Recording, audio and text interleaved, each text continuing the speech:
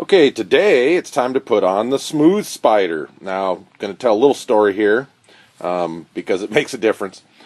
Back in January, I'd ordered this, and this is the Smooth Spyder as it sits today for the 2011 through 2012, I believe. Anyway, I had heard talking on Spider Lovers about a new model that didn't require drilling in the frame, and I thought that's what I was going to get. But after checking, actually, what I ordered, what I got was the old style. You have to, I wouldn't call it the old style, the current style that you have to drill 2 holes in the frame and mount. So I talked to Jim and I said, Jim, what happened with the new model? How come I got the old model? And he asked me about a 2013, and then told him I had a 2011. He says the new model's not out yet. It's being tested. He's waiting for people who've installed it to provide feedback, and he offered to send me one to try it, see if it works. I'm not going to go into why it's still under test. It has something to do with mounting to the shock. I guess I'll find out when I mount this if there's any alignment issues. If so, I'll go back to the other one. But we're going to try this one now, get it on, and I'm going to show a little video of how to install it, and we'll see what it looks like. Okay? So that's what I'm doing today, so more farkling. Okay, so the first thing we have to do is remove this cover so we can get at things. So it's 2 screws, 1, 2, and a third one up here. This one you're probably not going to get at with a screwdriver style Torx, so you're going to need a wrench or socket style Torx. Alright, so let's get those 3 screws removed and we'll come back and take a look at the area. Okay, these 2 screws were a major pain. They've got nylock nuts behind the covers, so once you get the panels off, you have to get, it's kind of tough to get back in there too, because the cover comes right close to the belt, and it's like, how do you get in there, right? I used a deep dish socket to hold it. It was a 10mm nut. Alright, so I recommend definitely getting a socket. Getting them back, getting those nuts back on there is going to be a bear because of the way that cover fits. Anyway, so as you see, we have access to the shock mount. I've looked at his instructions, and basically this bracket is going to go up in like that. This curved part here will meet the curved part of the frame here, and this top bracket here will sit on top of the A-arm, or whatever you want to call it, swing arm. So it's not hard to put in there, as you can see. Looks like I'm going to align okay. Alright. It's not quite sitting up on the frame here, but Jim kind of warned me that he's been noticing a lot of these shock mounts are different from Spyder to Spyder. So this is possibly one reason why he doesn't have it out yet. He's got people testing, but apparently this shape or where it is in relation to the swing arm may be different.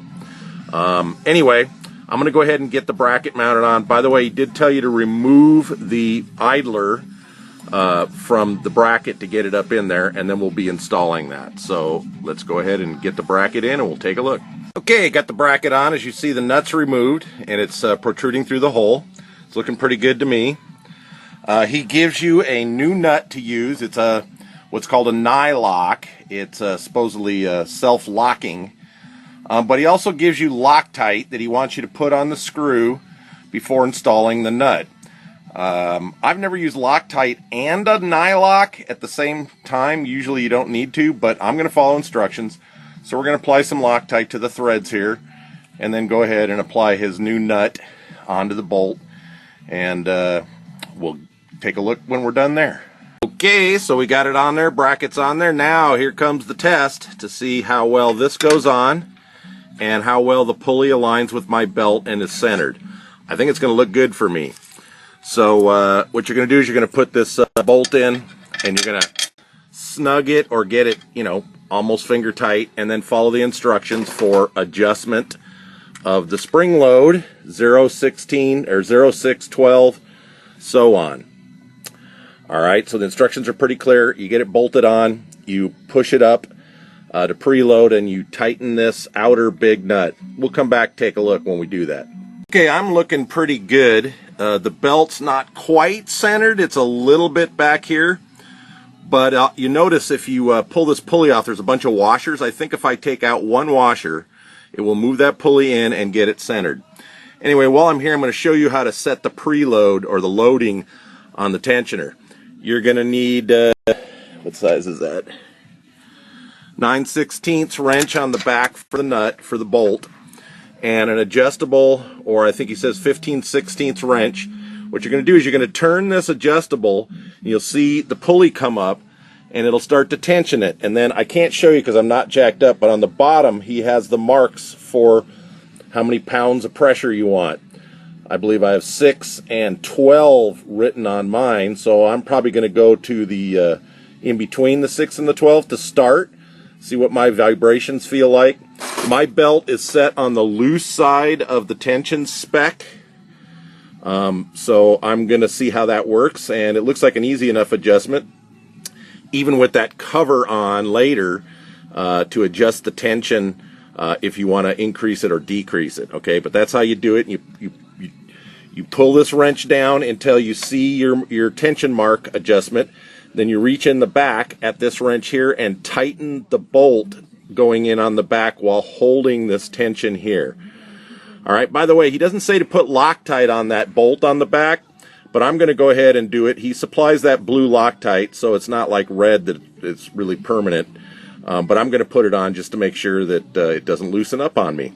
He doesn't say to do that in the instructions, but I like Loctite, so I'm going to do it. Anyway, so let me get my tension adjusted, and we'll come back and take a look. So as I said, my belt was over to the side here a little bit, which means if I remove one of those washers, it should center it up for me.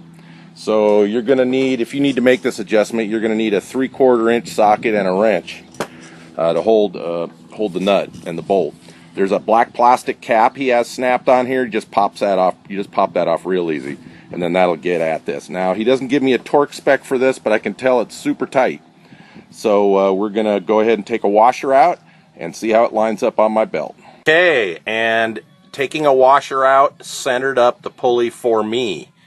Alright, so that's what I think he has the washers in, because his old one where you drill the holes in the frame, he talks about getting it centered and removing washers. So we're looking good. Just got to set the tension now, as I showed, and we're pretty much done. So we'll come back and take a look when we get it all set and done. Alright, so looking good. I've got it set to about 10 pounds on the scale underneath here. And I remember when I said I took these up, when I took this off, it was real bare because these nuts are like buried behind. They're really hard to get at. Very cool. He supplies you these clip-on nuts. So what you're going to do is you'll notice this is where the thread goes in. So you're going to stick this on here like so with the thread thing in the back. And there were rubbers here. You're going to take those off and put them on there. And very cool, Jim. Thanks. You're a lifesaver on that one, buddy. Anyway, yeah, because those would have been a bear. Anyway, so I mean, if you want, you could probably stick these rubbers on here if you wanted to, just to make sure you don't get any rattling. But very cool. So we have some extra nuts. We're going to use those clips and save our arms trying to get those back on. Jim, awesome idea. Anyway, buddy, your bracket worked for me. On my shock mount, no problem. Everything's looking good. I'm nice and centered on the belt. By the way, here's my belt adjustment, as you can see. Looking good. Got about 2 credit cards there. Totally within spec. And anyway, it's on, and we're going to test it out. Jim, as promised, I will give you feedback. I ride every day to work. Plus, on May 10th, I've got a big ride coming up with a group of people. So I'll be giving you feedback, buddy.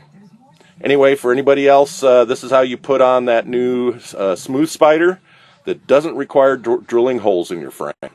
Hope this was helpful. Enjoy.